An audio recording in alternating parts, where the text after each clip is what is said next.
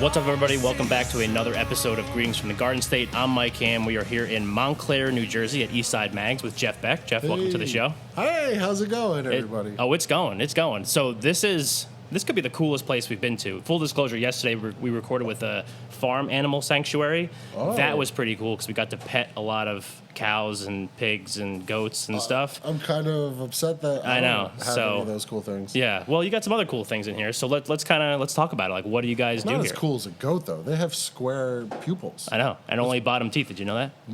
They only have bottom teeth. Only bottom Stop teeth. It, I really? swear. Yeah. Fun fact. Well, I'm gonna tie us into goats. You only have bottom teeth. I'm gonna do it. You're gonna look at me and go, "Holy shit, he really did." I can curse, right? Yeah. Okay. It's a New Jersey podcast. That's pretty much what we do I here. curse a lot. That's okay. So does my 4-year-old. But anyway, I'm gonna tie this back to goats. Okay. And you're gonna be amazed. Yeah, I'm ready. Like a magician. Yeah. Take it you away. want me to do it right now? Yeah, right now. So this new location Yeah. that we're in, that we moved into this location September 26th. I feel like I already know where you're going to go with this, but keep going. Prior to this, over the summer, it was an ice cream place. But for a couple of years, up until Governor Murphy announced the COVID shutdown in New Jersey, this was a coffee shop called Crazy Mocha, Yeah. whose mascot was a goat. Right. I think I was here when And it was Crazy Mocha. Oh, yeah? Yeah, I think so. And I still have the giant goat sign with a cup of coffee that one day very soon Yeah. I'm going to see if I can get a big sticker made of our logo. Yeah. And we're going to put it on the mug over the Crazy Mocha logo. Love that. And I don't know, it might be like the Eastside Mags Krampus or something. But Yeah, champion the goat. Yeah. But it freaks me out that Yeah. they have square pupils. This is not. I know. it's Square not pupils right. and only bottom teeth. So, but you weren't here originally. You were kind of around the corner, right? Yeah, we were about 30 second to 1 minute walk away. Yeah. Kind of diagonally across the intersection on a side street, not far off the beaten path, but just far enough that I think we earned a pretty big cool factor. Yeah. For a while. Yeah. But we were over there for 7.5 years, and then 2 months here. So Yeah. my favorite question when people walk in is, "Oh, how long have you been here?" And I go, 2 months, and they go, "Oh, that's."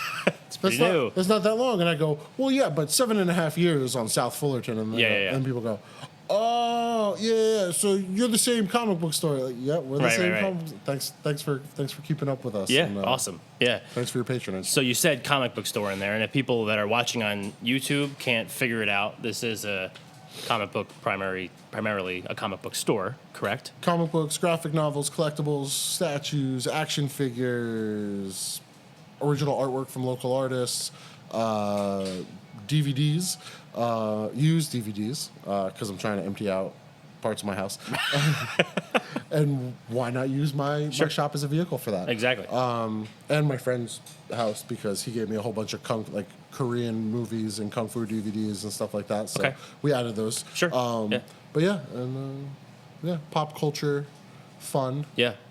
It's all good. No, I love that. So, 7 years in the original location, 2 months here. So 7 years and 2 months. So why open up a comic book store? Did you just love them as growing up? Crime of passion. Yeah. So I collected comic books for pretty much 25 years, I guess.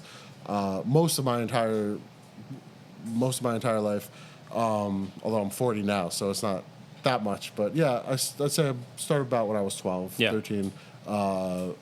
And before this, I was working in the city in hotels and conference centers. I got into the AV world. I was a salesperson for a couple different companies that put together Fortune 500 company meetings and various conference centers and hotels. And I liked what I did, but I didn't like the people I worked for. My immediate boss, who's one of my best friends to this day, was amazing. He had a very huge open door policy.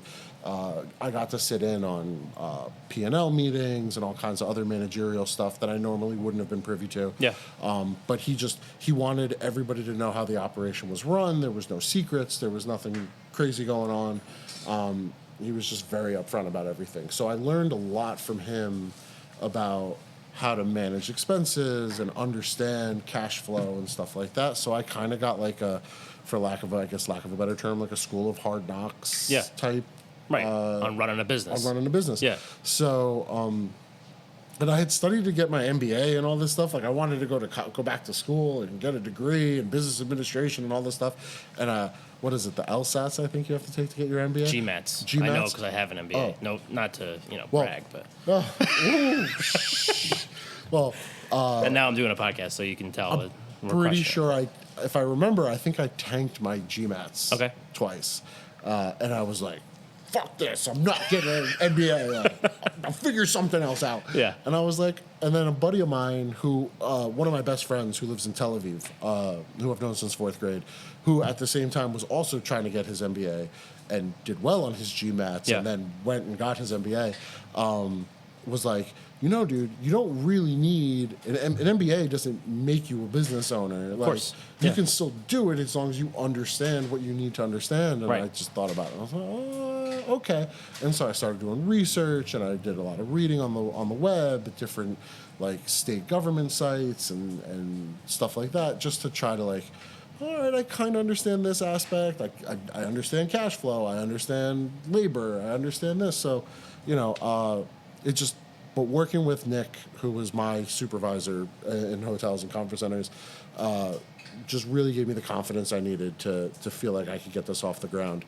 Coupled with working for companies working for corporations that, as we all know, clearly don't give a shit about their employees, was just fuel on the fire and just incensed me to just keep working at this and learn what I need to learn and do what I need to do. Right.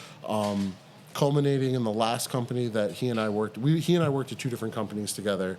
One I left voluntarily because I was just like, I'm done with this industry, I've had it, and I left. But then he kind of like called me off the bench for this new company that was a startup.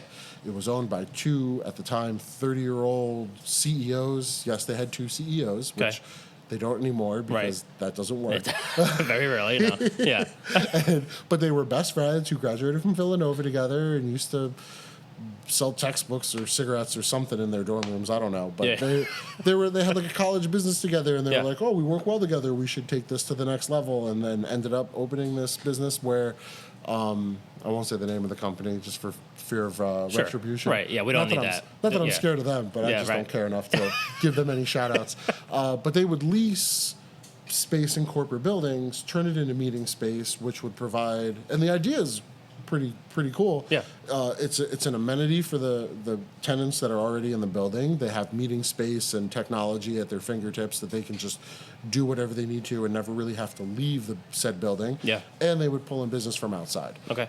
So I was the salesperson for the technology component. So if you needed a projector, microphones, webcasting, video conferencing, stuff like that, any kind of recording, I was the guy who was your first point of contact regarding the technology, and I'd put together the proposal, and it was always thousands of dollars, but that was my job, and that was what I did, and then my boss kind of oversaw that and built out new locations because these guys were just buying up property in Manhattan like crazy, and then it started to branch off into DC and other places, and they're still around. They still seem to be doing well, if in the 30 seconds that I spend on LinkedIn nowadays, because I kind of don't care anymore. It's not a thing for me. Right. So LinkedIn doesn't seem like the spot necessarily for a place like this. Yeah. Not really. Not that it's not that it couldn't be. I mean, I'm friends with some industry people, comic book industry people on LinkedIn, but I just kind of go in because I like to silence the notifications that I get,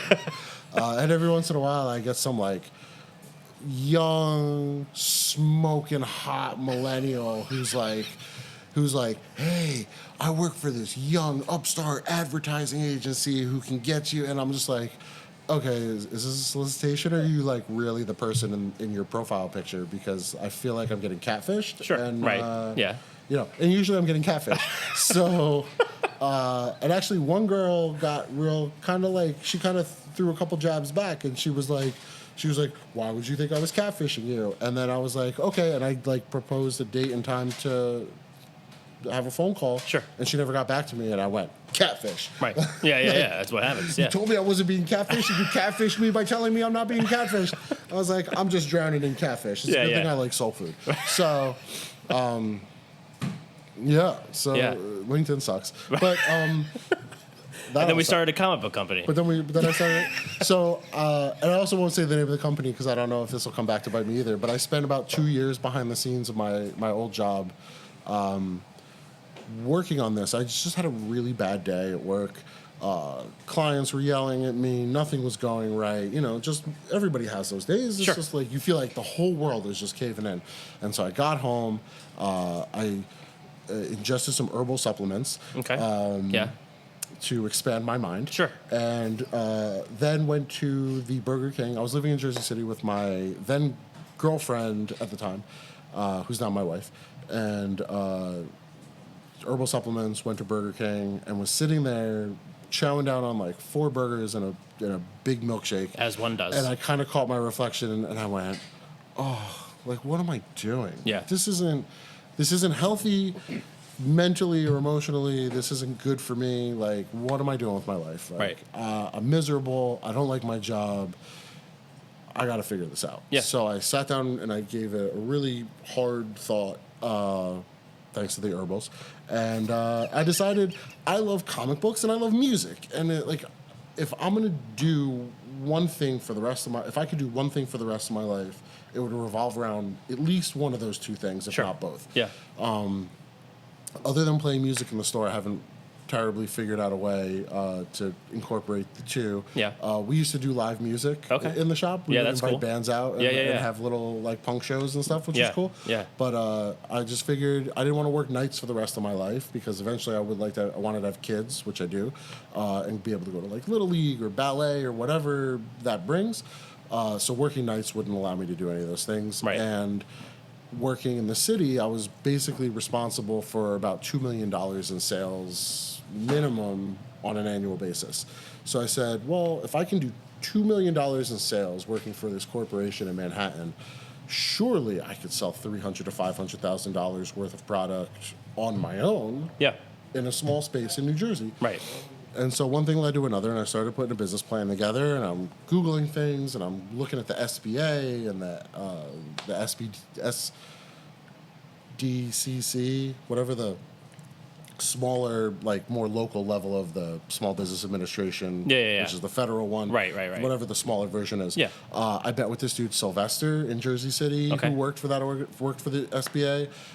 Who gave me a lot of really good insight on, how to put a business plan together and how to understand and project sales. Because, I've had people ask me like, how do I put a business plan together? And it's like, definitely one of the hardest things is trying to figure out like how much you're going to sell because you haven't sold anything yet. Right. Starting at zero. No data to go on. Yeah, so exactly. there's nothing to fall back on. Yeah. And the other thing that's really kind of niche and also shitty about comic book stores is we're all independently owned businesses. Yeah. So there's no public records. We don't have to submit our sales data to anybody. Right. It's all just mine or theirs. So there's literally, like, unless you just can get in good with people and ask them and get very candid, specific answers, there's no resource. There's no way to look it up and go, oh, how did comic book sales do? Because there's sites that do that. Yeah. But those are comic book sales to people like me, not my sales to folks like you, who are on the other side of the retail counter. Yeah, exactly. So I can see how many copies of Amazing Spider-Man sold to comic book stores, but for not all from I know, comic book stores to people. Right. Yeah. And for all I know, that number is vastly different, and comic book stores are sitting on copies of Amazing Spider-Man because maybe it sucks. They just want to read it. Yeah. I don't know. So it was very difficult, but I managed to pull it together. The good part about working in the city was that they paid me a buttload of money, like just a buttload of fucking money, and kept incentivizing me to keep me on. And I'm not a man of expensive taste. Yeah. I don't drive fancy cars. I don't eat fancy food. I love pizza and sitting on the couch and watching TV, and I'm good. So this buttload of money I had, just what do I do with it? And I just kept squirreling it away. So I had this huge nest egg that I had accumulated over like 10 years of doing this. Yeah. And I think the only thing I spent real money on was the engagement ring for my girlfriend. Nice, smart. Yeah. Happy wife, happy life type of thing. That Sure. kind of, Yeah. And eventually the 30-year-old CEOs had approached my boss about turning the rooms into like a giant iPhone. And my boss was like, that's not a thing. And they didn't like hearing no from people. So they fired him. Oh. And I was stunned because that was really the only thing that was keeping me there. Yeah, that was your guy. That was my dude. Yeah. And so I went, all right, well, we're going to finish up this business plan, and we're going to start making moves to try to get funding. Yeah. And I submitted my business plan for funding to, I think it was at least 6 or 7 different financial institutions, whether they're banks or co-ops or whatever, and got shot down by everybody because I was renting an apartment. I owned a car that was like 8 years old, so there was like no value to it. Right. And I had no collateral. Yeah. But I just had this massive nest egg that I had put together that was over 6 figures and quite substantial, but Sure. nobody would take that so I sat down, and my dad, who has historically not always been on my side with things, but is also a small business owner. But he's a structural engineer, so very different field. A little bit, yeah. But the one thing he does understand is numbers, because those don't change. Yep. And he looked at my business plan, and he thought it made a lot of sense. And he just kind of looked at me, and he was just like, well, just use your money. And I was like, but I thought we didn't want to play with house money. Yeah. Or play with our own Right, chips. sure. We wanted to Play play with with the the house house. money. Yeah. And he was like, well, yeah, but how many times are you going to get rejected by a bank or a co-op before you decide you're just going to use Just the do money it. that you said? Just do it. Yeah. And I went, all right. Right. So I wrote 4 resignation letters that night. The next morning I went in at 7:30 a.m. The CFO saw me in the office at 7:30 in the morning and went, you're never in here this early. And I just went, dropped my resignation letters, and that was it. Yeah. Bought a laptop using the company discount before I walked out the door. So I got like a $2,500 laptop for like $800, which Nice. was sweet. Smart. Still Yeah. have it to this day. And still use it. It's Yeah. great. It's Awesome. Lenovo Carbon X1. Very happy. And that was it. Yeah. And I got a lot of dirty looks on my way out. People thought, It's all they were good. like, oh, where are you going? You quit? Where are you going? I said, I'm opening a comic book store. Fucking liar. Like, what are you going to go work for a competitor? They're like, yeah, I'm going to go do whatever the fuck you want, man. I'm going to go right. out there and sling ass on the street. Like, see if anybody wants to pay for this luscious body. Right, yeah. I get that. There's a market for everything. Everybody's got a market, yeah. But I was honest with people. I said, no, I'm going to open a comic book store. Yeah. People were like, fuck you, man. Like, why? I thought we were cool. You got to lie to me? Right. Yeah. No one's lying. Like, whatever. Here we are. Yeah, and here we are.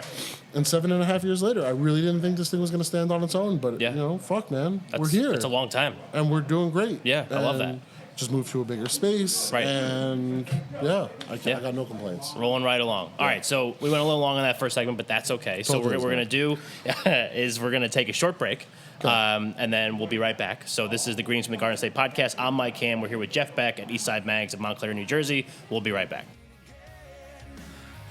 It is time for Today in New Jersey History. On January 17th, 1876, Frank Hague was born in Jersey City, New Jersey. He served as the 30th mayor of Jersey City and had a widely known reputation for corruption and bossism, and has been called the Grandaddy of Jersey Bosses.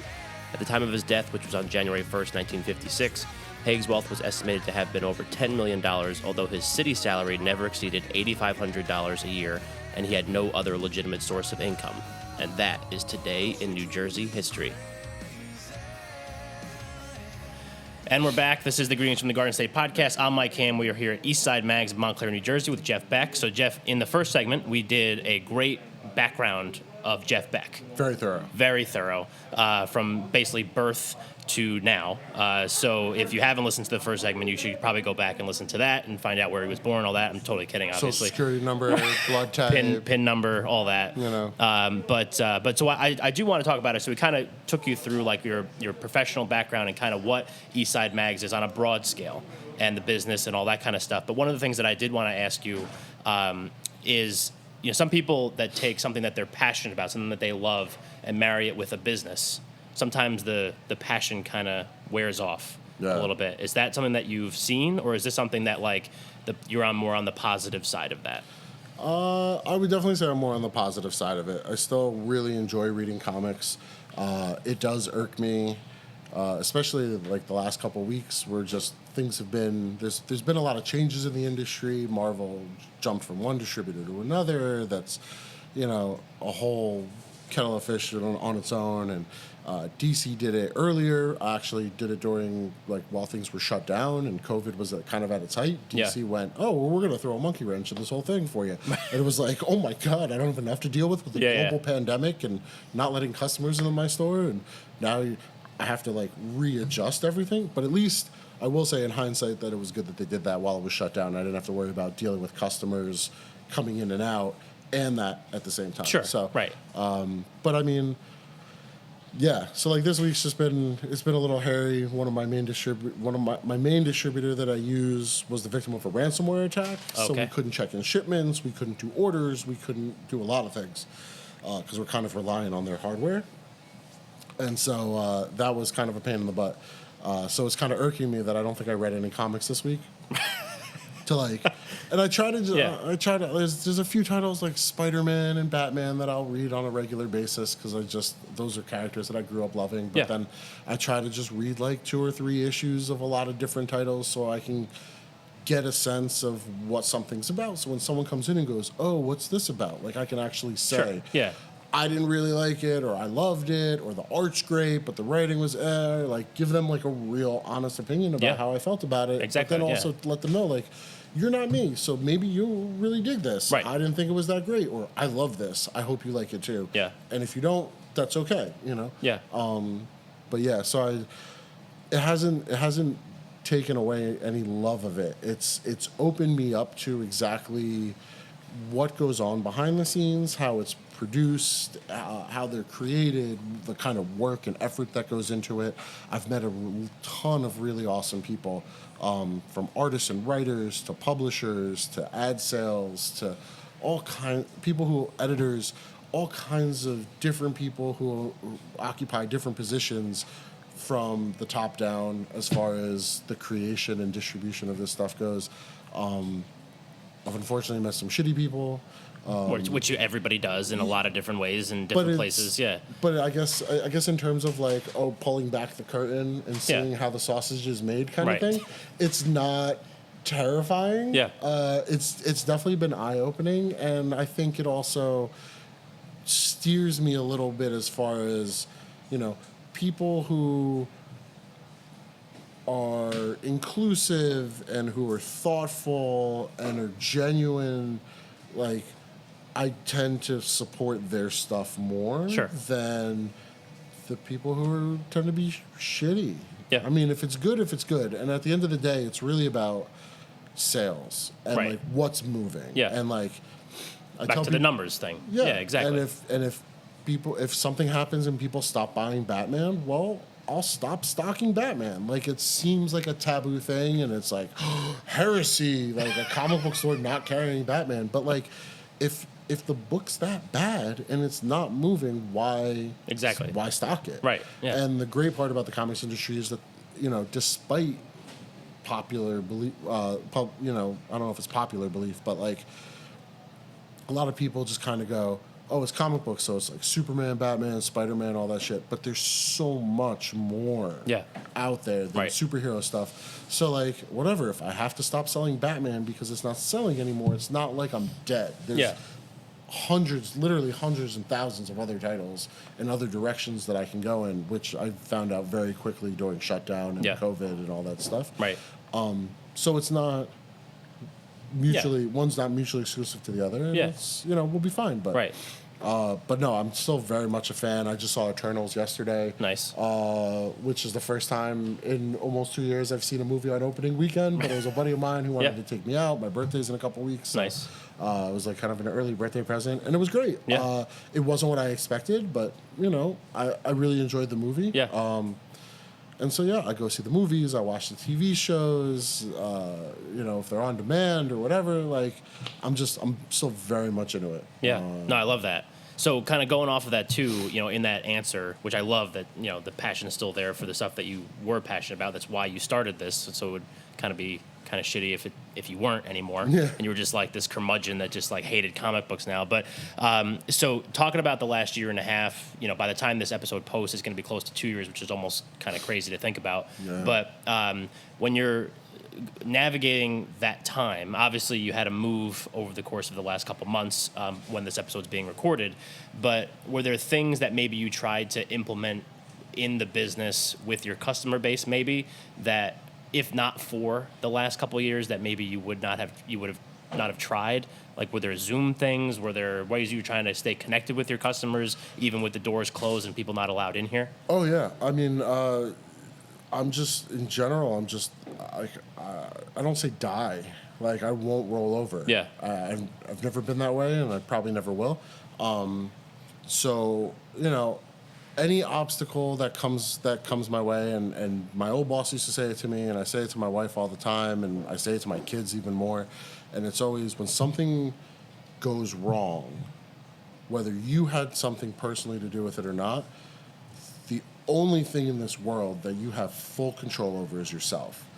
And when something doesn't go the way you want it to, it's important to look at yourself and see what could you have done to avoid the situation. What did you have control over that you could have done to try to get at least a different outcome? Sure.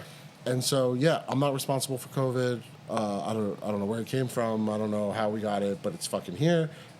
It's impacted everybody, and but I have a business that relies on people coming in, purchasing things, touching things.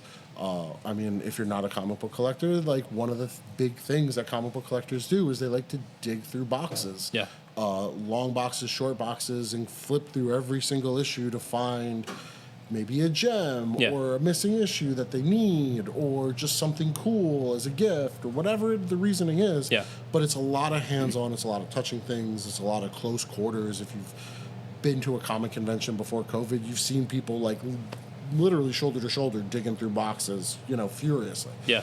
So like, how do I make this survive if I can't even let people in the door? And so it just turned into, all right, let's just start looking at every aspect of the business and figure out what we can do. One of the very first things that became apparent was we do a Saturday morning drawing class for kids. Cool. I talked to the instructor, who was a friend of ours, and the fiance, or maybe they're married now. I think they got married. They might have gotten married during COVID. But she's a friend, a really good friend of mine. She teaches the Saturday morning drawing class. We immediately moved that over to Zoom. We found that her and her husband figured out a way to connect her iPad and get that connected to Zoom so that the kids could see when they log in, like what she's drawing, and see her at the same time. Yeah. So that was a pretty easy transition. We do Sunday Dungeons and Dragons campaigns. The Dungeon Master was very good at transitioning all those campaigns to Zoom, which we still do today. Yeah. The drawing class is on a Discord server now. She found that was a better fit for her. Okay. But those are still online. We're talking about maybe bringing the drawing classes back in person now that kids 5 and up can get vaccinated. So parents might be a little more willing to let their kids hang out in a comic book store for 2 hours on a Saturday morning if they've got a vaccine. Right. But then it was like, okay, so that takes care of the Dungeons and Dragons, takes care of the drawing class, but like that's like revenue that it's kind of split. It's not my revenue. So like, how do I keep myself afloat? And so there was a lot of brainstorming. I mean, for all the shit that people talk about Facebook nowadays, and I mean, they're not wrong. It is kind of terrible, but there are also very, very huge positives with Facebook. Yeah. And one of those was the ability, after Murphy shut down non-essential businesses in the state. I mean, I'm on probably about a half dozen retailer pages. It's just comic book retailers for different reasons and motives. Yeah. But there were new retailer groups that opened up called Plan C Distribution, which was one of them, started by a woman who owns a couple comic book stores in the Midwest. And it was not Marvel, not DC, not even Image or Dark Horse or IDW, but like independently distributed comics, like stuff coming out of people's basements and attics and stuff. Yeah. Who normally wouldn't have a venue. Like, hey, are you sitting on comics that you were going to try to sell at shows, but now there aren't shows because of a global pandemic? Here's an entire group on Facebook that's comprised primarily of retailers that you can pitch your stuff to or download an email list and solicit us with your independently drawn, written, produced comic book to get us in stores, because if at the same time everything shut down, Diamond, who's the main distributor for comics, wasn't shipping comics, new stuff. Yeah. So there was no new content coming out. So it was a combination of this, talking to a lot of the independent comic book creators that I knew who were selling their stuff, and then me looking at the shelf and going, all right, well, let's try working out like new for you comic book day. Right. Like, oh, you never read The Dark Knight Returns? Oh, you never read Green Lantern Blackest Night? Oh, you never read this amazing, Kraven's Last Hunt with Spider-Man? Like, here, I've got copies. And I was doing curbside pickup when I probably shouldn't have been, but I was anyway. Right, we I was won't shipping things. Nobody needs to know that. Nobody listens anyway, so. But I was shipping things to people. We started doing free shipping for orders over $50. I was doing curbside pickups. I was spending about 20 minutes in fetal position crying in the beginning of every day. You gotta fill the day somehow. Are we gonna see tomorrow? I don't even know if we're gonna see tomorrow. But but then I get like, all right, back on the horse. Right, let's go. Let's figure out a way to sell these fucking comics. Yeah. And it just became a thing. And I'd look at my shelves and I'd go, what do I have a lot of? And is there a way that I can pitch this book to people that is going to make it interesting? Right. And then all of that plus just a really fucking awesome community of people who we've cultivated, who we've grown and cultivated with over the last 7 years. I mean, we had people like this guy Zach, whose wife owns with a toy store that's down the block from us now. Yeah. He would call me up and he'd go, Jeff, I got $75. What's good? Make some recommendations. Yeah, love that. But I've got $75 to spend with you. I had one customer came in and she gave me, she didn't come in, but she called me up and she was like, I've got $100 I want to spend on $5 gift certificates for you to give out to essential workers. Very cool. So and we rang it up, and I was so moved by the fact that she wanted to do that I was like, you know what? Fuck a pandemic. We're going to match it. Yeah. And we'll do $200 worth. Yeah. And so we printed out all these gift cards. If I had to go grocery shopping, because my wife was like, on the way home, you got to pick up some stuff. I'd be like, okay. And as I'd be walking around, I'd be handing out gift cards because I knew those grocery store employees were working the whole time. Yeah, right. The mail lady who came by, anybody I saw in scrubs on the street, just handed them out like candy. Yeah. Little kids. Yeah. Just, but it was stuff like that that kept us afloat. And helped us pivot a little bit into adjusting to the times until such a time that we could get back to business as usual. Of course. Yeah. And even now, I mean, doesn't look like it now, but we do require masks in the store.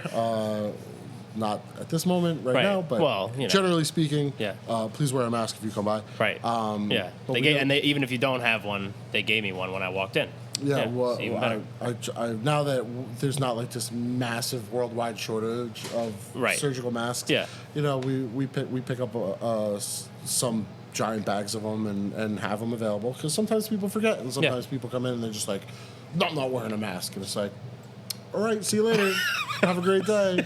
Right. Thanks for stopping in. What am I going to do? Yeah. I'm not going to stand here and I'm not going to argue about COVID and kids can't catch it, or any of this other rhetoric shit. We've been following CDC guidelines. Science is where my head is at and what I'm focused on, and all the political shit means nothing to me. Yeah. And I got 2 kids at home. I got a 4.5-year-old and a 1.5-year-old, and neither of them are old enough for a vaccine. And I'm trying not to get them COVID again. I mean, my family already had it last March. Yeah. My 4-year-old was in a preschool that my wife worked at, and his teacher was a young girl who went out and didn't take it seriously and caught it and brought it into the school, and my wife caught it, my son caught it. I then had it. My 1-year-old baby caught it. Like, that's how I found out that I had it. Right. Because I had to get the baby tested. Yeah. Because the baby was hot. And I was like, your skin should not be this right. hot. I don't know a lot about babies, but if they're hot, I don't think that's good. No, definitely not. Yeah. And so, like, I got him tested, and I got tested because I'm the caregiver. And Sure. We let my wife come out of quarantine because I was like, well, I don't have to slide Craft singles to you under the door anymore for sustenance. You're allowed to come out now because we've all got fucking COVID. So, like, let's just be together and quarantine in the house together. And you can help change some of these diapers because it's a lot. It's a lot of. It sounds like a lot. It's a lot of poo. Yeah. So, I mean, but I'm not trying to do that again. So. Wear a mask. If you come in here, just put on a fucking mask. It's not a big deal. You could do it for 30 minutes. While you leave through. Throw it in the dumpster when you leave. I don't care. Just in here, my house, my rules. Right. So. Well, one of the things that I liked about that, it was going to wind up being a perfect segue into our third segment. So we're going to take our second break and our last break of this episode now is the community side. So we know that we're going to get into the community part at the end here. That's what everybody that listens to the show knows what we do. So we're going to take our second break. This is the Greetings from the Garden State podcast. I'm Mike Ham. We're here at Eastside Mags in Montclair, New Jersey with Jeff Beck. We'll be right back. It is time for New Jersey Fun Fact of the Day. Did you know that New Jersey has a state seashell? It's the knobbed whelk and is known to be used in the Italian dish scungili. And that is your New Jersey Fun Fact of the Day. All right, we're back. This is the Greetings from the Garden State podcast. I'm Mike Ham. We are here at Eastside Mags in Montclair, New Jersey with Jeff Beck. So Jeff, in the first part of this interview, we talked a lot about your background. We talked about the background of the business. We talked about, a lot of other things. We kind of talk about marrying the passion with the business side of it and kind of how that works. And then we were talking about in the last segment, and we're going to really hammer it in this segment, is the community side of it. So as someone that doesn't necessarily read a lot of comics or do a lot of these things, but I have friends that do, and I know that a lot of those communities are diehards. Like, if you're into this thing, it seems like you're very into it. Yeah. So talk to me a little bit about, you talked about how strong the community that you've cultivated here for 7.5 years, and talk to me about just how important that is to your business. I mean, obviously the dollars and cents thing, but even beyond that. I mean, the best example of community as far as we go as a shop was displayed about a month and a half ago when we decided to move. I had been kind of letting people know that we would be the way my lease was laid out was my first month's rent had to be paid November 1st. So throughout the whole summer we were letting people know by November 1st, by November 1st, by November 1st. We finally picked a move-in day. It was September 26th, which was a Sunday. Normally we're open. The only day we're closed is a Monday. But I said, you know what? We're going to close that Sunday. We're going to basically just put everything in our 968 square foot store in boxes. And we're going to move it over to the new space. And the new space is a 30-second walk from the old space. Sure. So no moving truck, no movers, nothing. Just hand trucks and bodies. Just people who are willing to help us. And I was like, if it takes all day, it takes all day. But we're going to give up a day of revenue. The next day we're closed anyway, so there's no revenue to be had that day. And the idea is to just get at least 4 specifically targeted areas of the shop up and set up in order for me to unlock that door Tuesday morning and be okay. Yeah. And then we could slowly start to put toys away and stuff like that. But it had to be the new comics, the kids section, the register, and the subscription boxes, or pull boxes as people tend to call them. And if I can get those 4 things set up and good between Sunday and Monday, everything else, the drinks, the DVDs, the statues, all that stuff can be dug out of a box to sell to somebody if they know that we have it, or it can be set up at a later date. Started letting people know, all right, we picked September 26th to be moving day. People started going, oh, if you need help, let me know. If you need help, let me know. So I started making a list, and I started writing people's names down and getting their contact info. Sent out an email, a mass email to everybody who gave me their name, a couple of Facebook messages to certain people, and was just like, all right, this is going to be it. The day before was Jazz Fest here in Montclair. Okay. So we had a small table set up for Jazz Fest because I got talked into it. And why I decided to do it the day before moving, I'll never understand. But I have a button machine. We make our own buttons out of damaged comics. Okay, cool. So I was just sat there making buttons all day. Like, it was easy setup, easy cleanup. And I gave away free stuff because I was like, the less we have to move, the better. Yeah. And that night I went over with one of my best friends who does comic conventions with me. His name's Mike.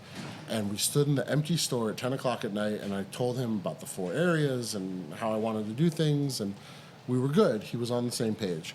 And then my 2 employees, Chris and Ariel, who are like the greatest employees I could have ever asked for.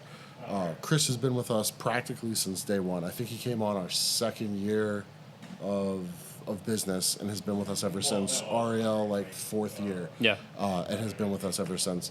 And they're just amazing dudes. And I said to Chris, I was like, listen, you're going to be in the old spot. You're going to be responsible for boxing stuff up. Ariel's going to kind of be back and forth, but he has another job that he does in the morning.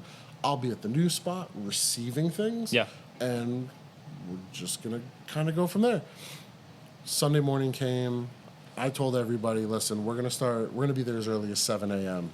So whatever time you can get there, whatever you can do to help out, great.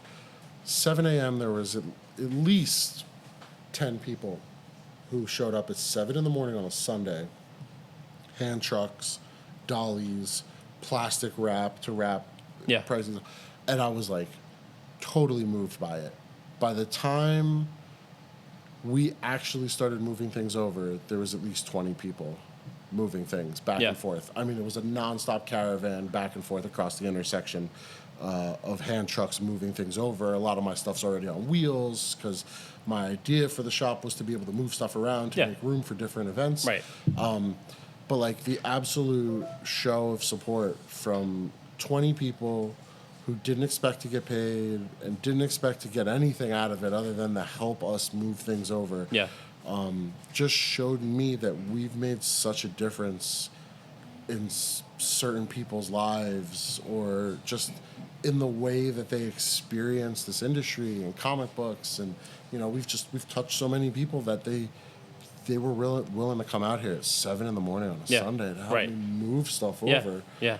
It was just fucking awesome. No, that's amazing. Yeah. It's huge. And then, go back a little further, the whole thing during COVID with people donating money to us, giving us money for gift cards to kind of give us that, help us with cash flow. That also gave us gift cards that we could give out to hopefully new customers, and bring in more revenue and all that good stuff, And then even before that, we spent 7 years in our old location, doing free punk shows. We never charged admission for that stuff. I started off the shop doing movie nights where I would buy like Guardians of the Galaxy on a streaming platform, and then I would rent a projector, a screen, and a sound system and set it up in the shop and move everything, all the product to the sides, and set up chairs in like a theater type atmosphere. Yeah.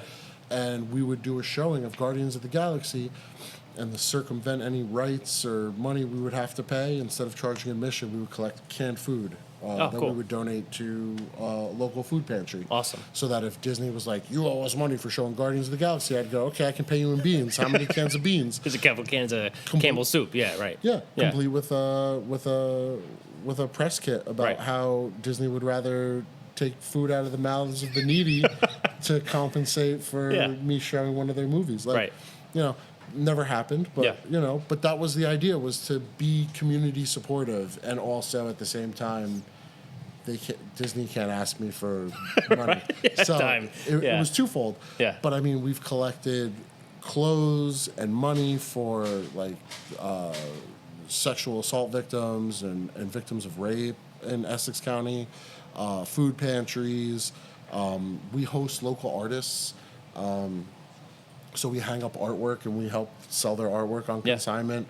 Where it's always more in favor of the artist than it is for us, because my feeling is that I didn't pay for anybody to go to art school, but there is a little bit of a rental associated with the shelf space that I could put something else up on. Right. So, but it usually comes out to like a 70-30 split or a 60-40 split in favor of the artist, because I want their cost to be covered and I want their profit to be real profit. Right. And not, oh, I sold this thing for I got $5 for it, but it cost me $4 to make, so I really only made $1. Like, no, if it costs you $4, then we give you the $4.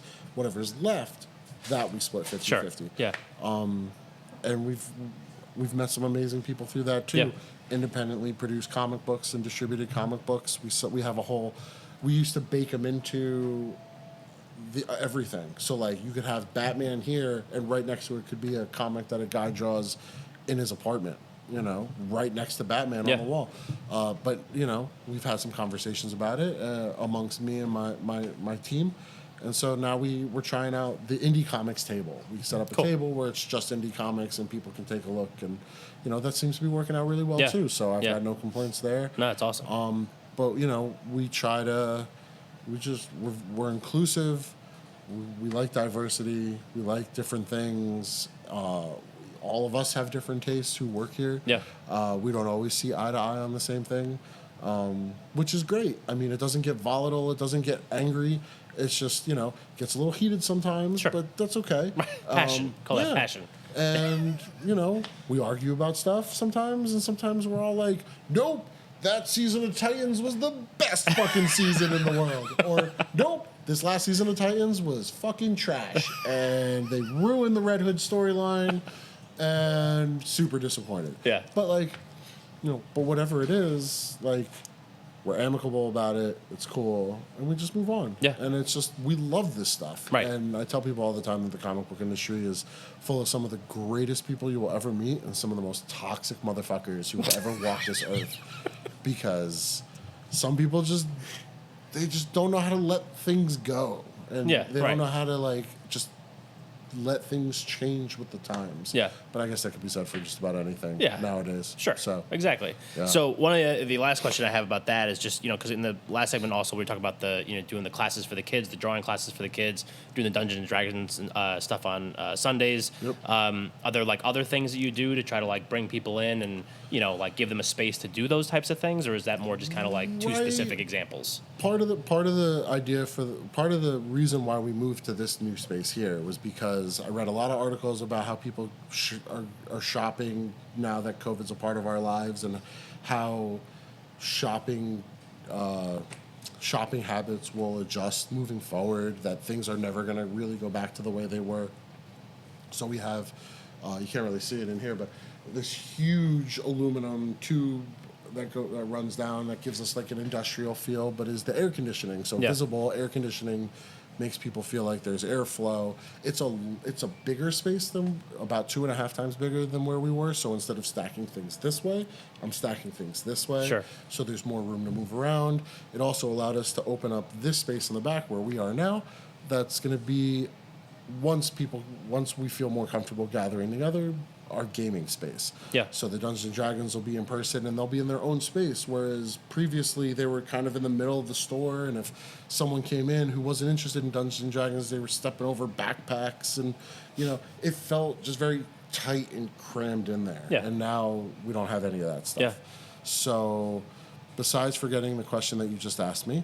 Just so you know, like if you do any other types of things like that. And I think that would kind of play into maybe some future plans. Right. You know, So just right doing some now- different things with the space that you can do that you couldn't do prior, right? Yeah, right now I'm in this limbo where I don't really know what I'm going to do, but the good part is that it's November and holiday season is upon us, and that's, if anybody works retail, they know that this is like the do or die time. This is the time. You know, so I'm kind of not as concerned about it right now, because I'm like, okay, I'm in this new space and it's bigger and there's still only 3 of us plus our intern Kirk, who comes in whenever he feels like it, which is fine because he's the intern, so that's kind of his role. But you know, he's great support when he's here, but when he's not here, it's still just 3 of us at any given point in time. So like managing the new space, making sure that we're comfortable and that we have what we need where we need it, and then not kind of back to not knowing what to expect from this holiday season, not just in terms of COVID and shopping and stuff like that, but just,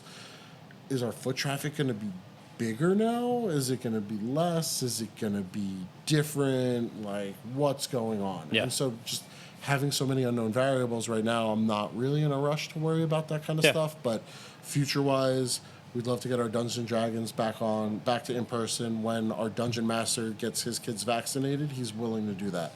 Drawing classes coming back to being in person.